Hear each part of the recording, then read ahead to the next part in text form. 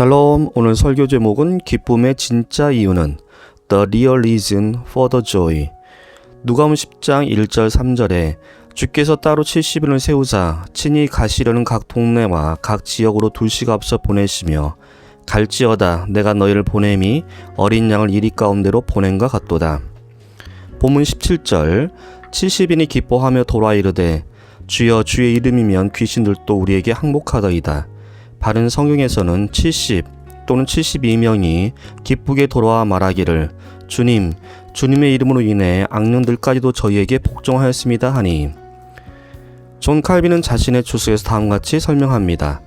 마귀의 쫓아내는 능력과 명령을 받았음에도 불구하고 마치 새롭게 기대하지 못했던 일처럼 70명의 제자들은 돌아오자마자 예수 그리스도의 권세로 곳곳에서 능력이 행사되는 것에 대해 몹시 기뻐하고 있었다.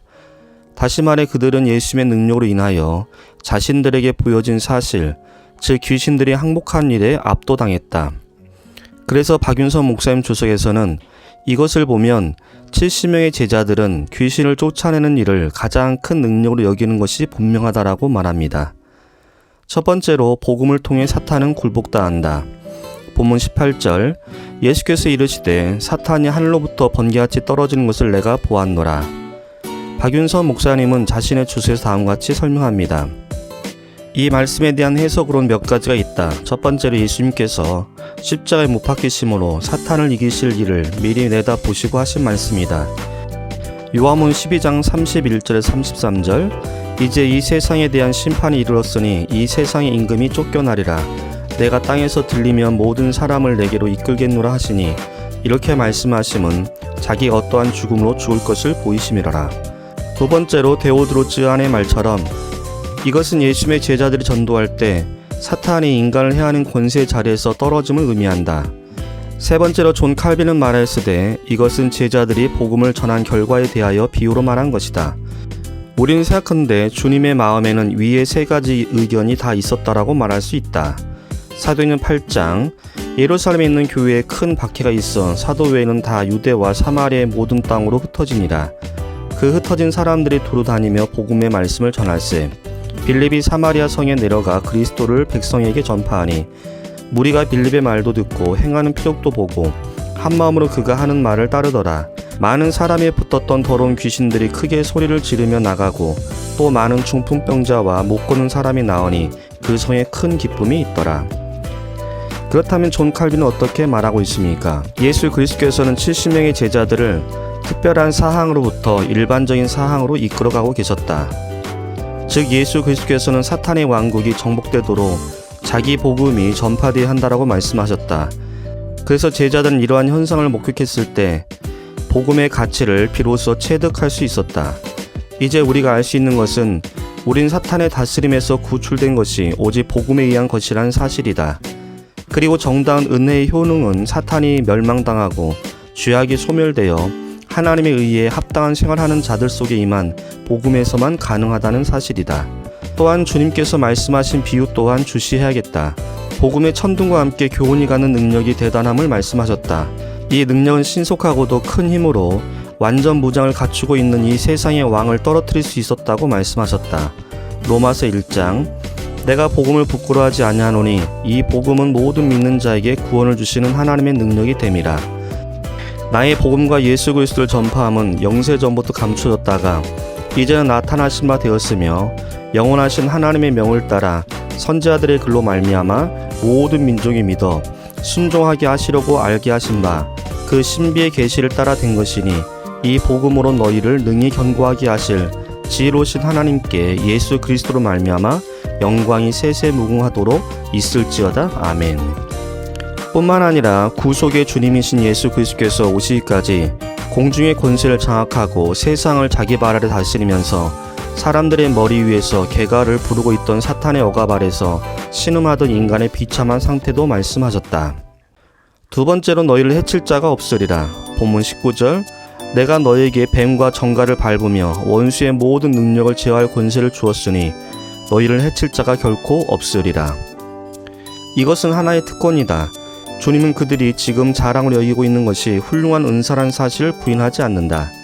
마가복음 16장 17, 18절에 믿는 자들에게는 이런 표적이 따르리니 곧 그들이 내 이름으로 귀신을 쫓아내며 새 방언을 말하며 뱀을 집어 올리며 무슨 독을 마실지라도 해를 받지 아니하며 병든 사람에게 손을 얹은즉 나으리라 하시더라.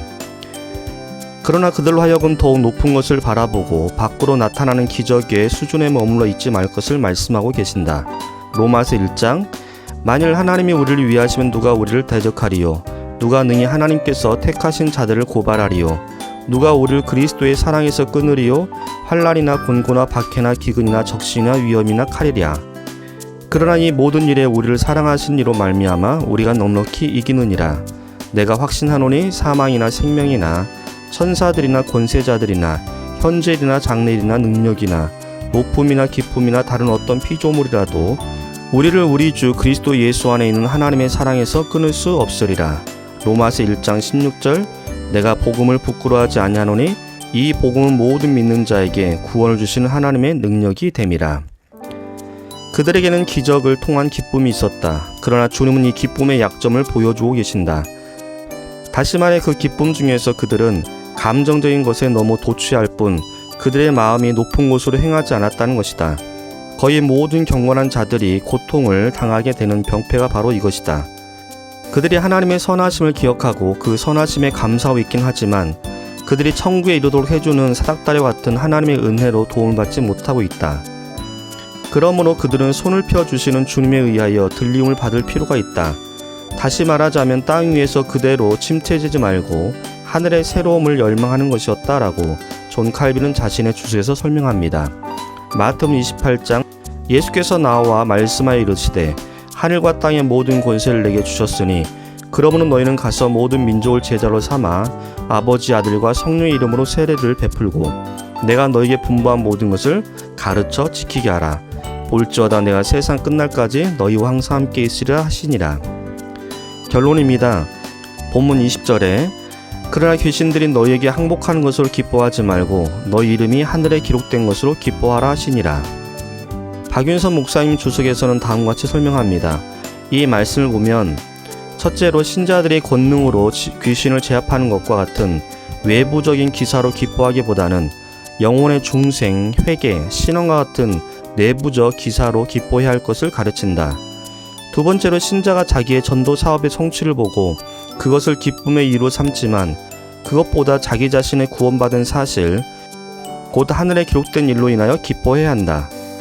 존 칼빈은 자신의 주석에서 설명하기를 예수 그리스도께서는 자기 제자들을 그냥 지나가 버린 기쁨으로부터 영생의 영광으로 이끌어 가기를 원하셨기 때문에 그들을 그 영광의 근원으로 인도하셨다. 그 영광의 근원이란 그들이 하나님의 택하심을 받은 것과 그의 자녀들로 세우심을 받은 사실이었다.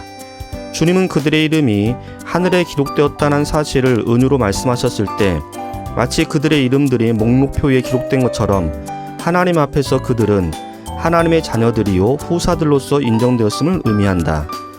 에베소서 2장 19절 그러므로 이제부터 너희는 외인도 아니요 나그네도 아니요 오직 성도들과 동일한 시민이요 하나님의 권속이라.